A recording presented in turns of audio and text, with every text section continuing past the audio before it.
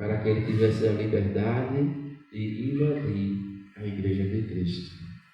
É claro, meus irmãos e irmãs, não tenha dúvida de uma coisa: a igreja de Cristo, ela jamais será destruída, porque o próprio Cristo ele garantiu: as portas do inferno não prevalecerão contra a minha igreja.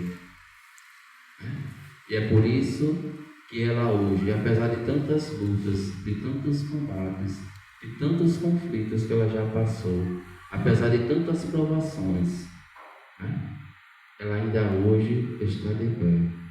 Isso me faz lembrar o testemunho de um ex-pastor que se converteu ao catolicismo. O nome dele é Sidney Veiga. Ele, ao se converter, ele conta no testemunho dele que quando ele olhava para a igreja católica, ele via nela um testemunho de uma prostituta.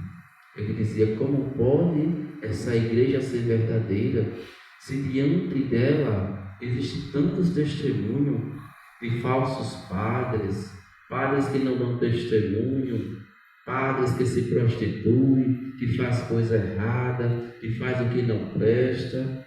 Como pode uma igreja dessa ainda estar de pé?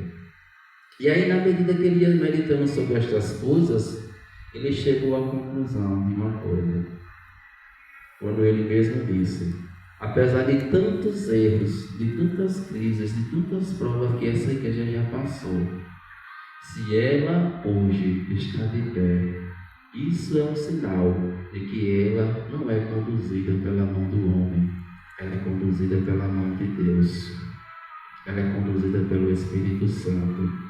Porque lá em Atos dos Apóstolos, no capítulo 5, onde vai falar do princípio de Gamaliel, ele próprio vai dizer: porque nem de Deus não cai por terra. Por isso que essa igreja, apesar de tantas crises, ela ainda hoje está de pé, está mais viva do que nunca. Se você se sente bem em ser católico, meu irmão, se você é uma igreja católica, vamos dar salvas e palmas para a nossa igreja, porque essa igreja é a igreja de Cristo, a igreja que Deus criou, e as portas do inferno não vão prevalecer. Mas, meus irmãos e irmãs, como já falei, Deus concedeu esta licença a Satanás para ele tentar destruir a igreja. Como já falei e deixei claro, ele não conseguirá. Mas, meus irmãos e irmãs, apesar dele não conseguir, o estrago que ele tem feito durante todo este tempo tem sido grande.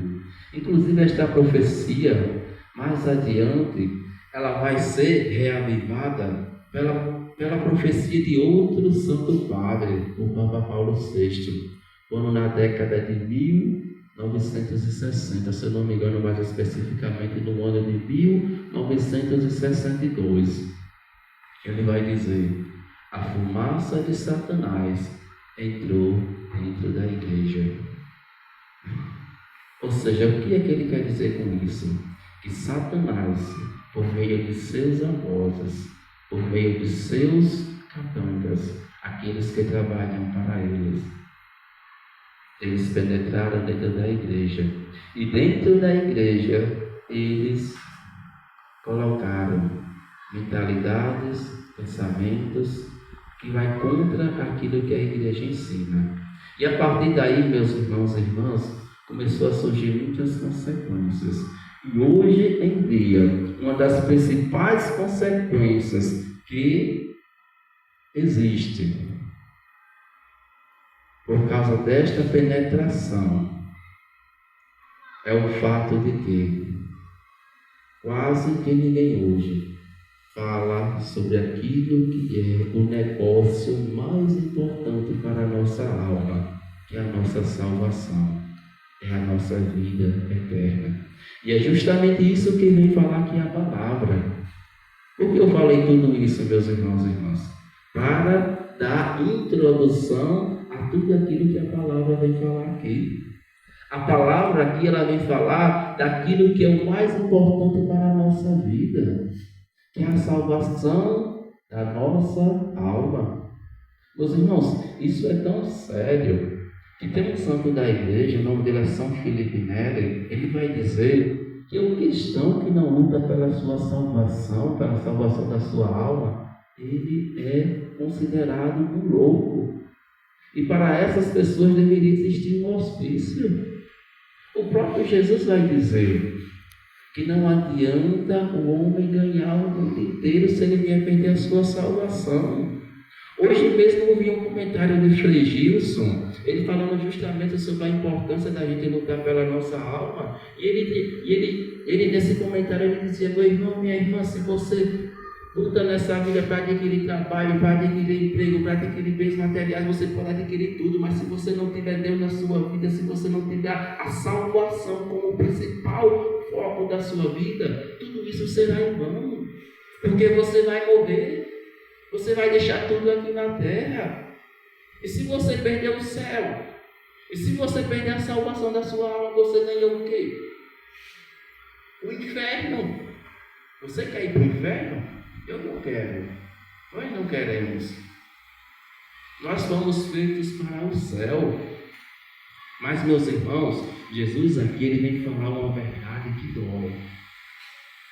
Quando ele diz, primeira palavra que inicia, alguém chegando para Jesus e pergunta: Senhor, são poucos os homens os que se salvam? Jesus ele responde dizendo: esforçai-vos para entrar pela porta estreita.